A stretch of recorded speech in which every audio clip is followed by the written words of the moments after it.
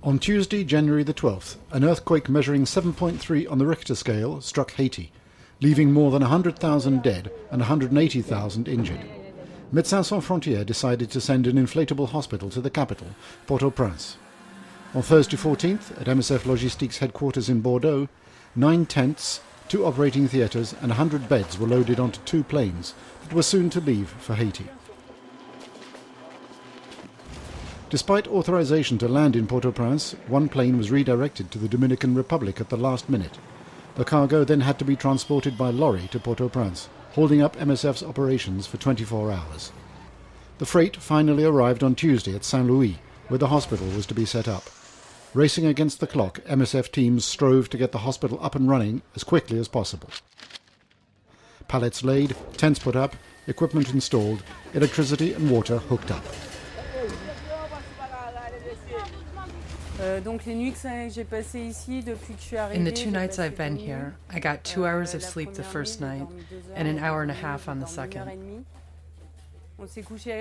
We went to bed at 4:30, but I was woken up by an earthquake at 6 a.m. It was a violent aftershock centered about 35 kilometers away. It measured 6 on the Richter scale, so it was pretty big and people were panicked around us. What a wake-up call. On Friday the 22nd, over a week after the earthquake, the teams had to put up more tents as quickly as possible next to the hospital. The Paco health facility was in danger of collapse. All the patients were immediately transferred to Saint-Louis. A total of 180 people were moved into these new tents. On Monday the 25th, nearly 2 weeks after the earthquake, staff installed the last pieces of equipment in the inflatable hospital. Robert Beccari was more than happy to discover the operating theatre in which he was about to operate. On va découvrir ce bloc. C'est énorme. The table is great. It's such a change. We've got out of the habit. We'd kind of forgotten proper tables actually exist. We were operating on pallets. Now we have a table with adjustable height. It's perfect. A real standard operating table. And there are lights. We haven't had lights for a while. There's light, a real table. We're going to start working again. Yeah, it's good. It's perfect. The first patient arrives, a little boy with an arm injury.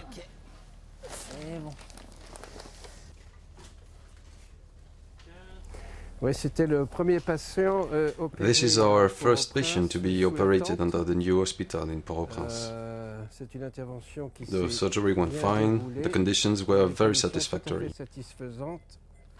as far as surgery and anesthesia go.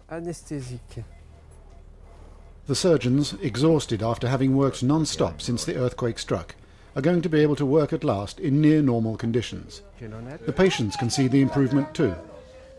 Traumatized by the earthquake that destroyed most of the buildings in the capital, the injured can at last find a little peace in the safe, airy environment.